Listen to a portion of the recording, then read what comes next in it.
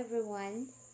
I'm going to tell the story of the tale of the first ski.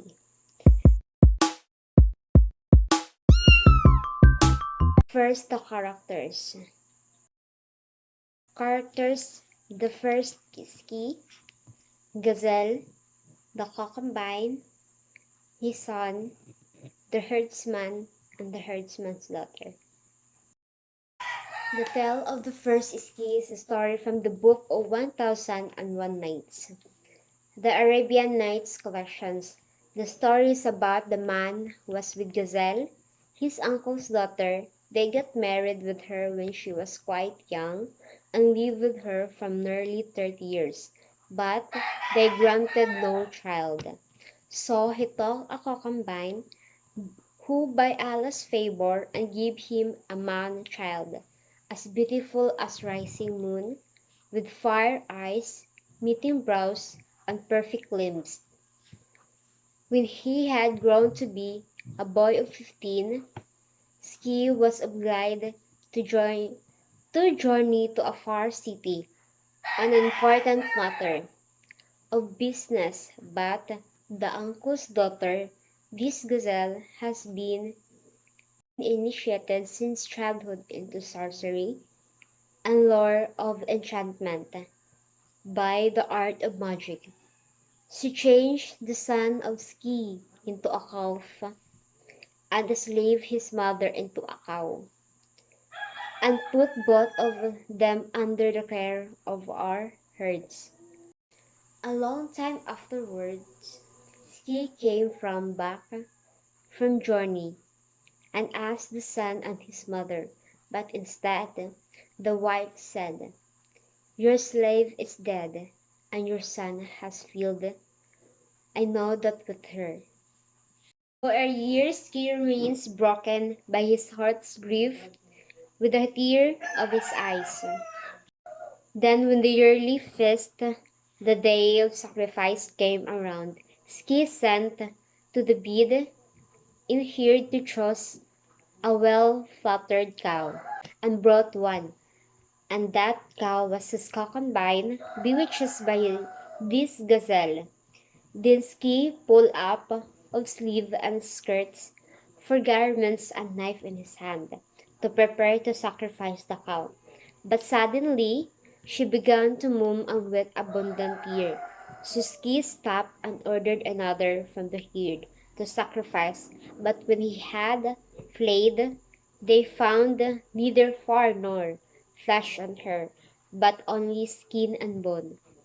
Then, true repentance was of no avail. He said to the herd, "Bring me a well-flattered calf." So he brought his son in the likeness on the calf. When the calf saw him, he broke the cord that held him, and running and rolled up his feet with groans and tears. Then he had pity on him and said again to the herd, "Bring me another cow and let this be." On the next day, Ski was sitting in his house. The herd came to and said, "Master, I have a joyful thing to tell you, good news worthy of comfort." Ski answered, "Surely." Then he said, "Great merchant, my daughter is a sorceress and has learned magic from the old woman who lodged with us yesterday.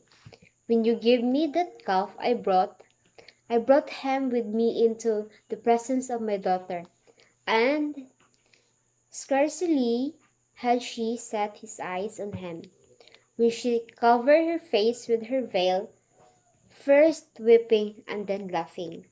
Finally said to me, 'This calf with you is the son of your master, the merchant, but he is bewitched.'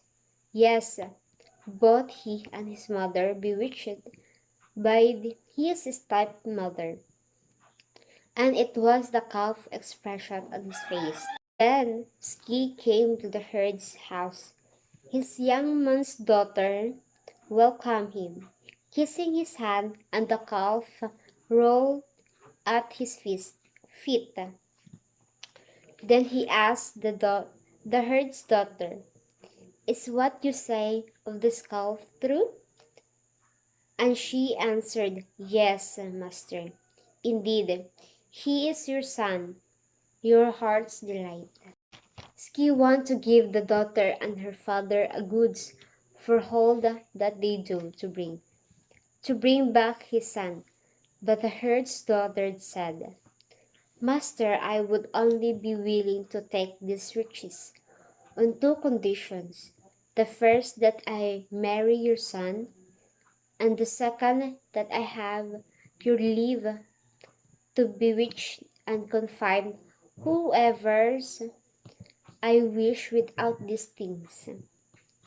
I cannot answer for the goods of my interference against the evil arts of your wife. Then the herd's daughter started to small copper barren and filled it with water, speaking magic incantations over it.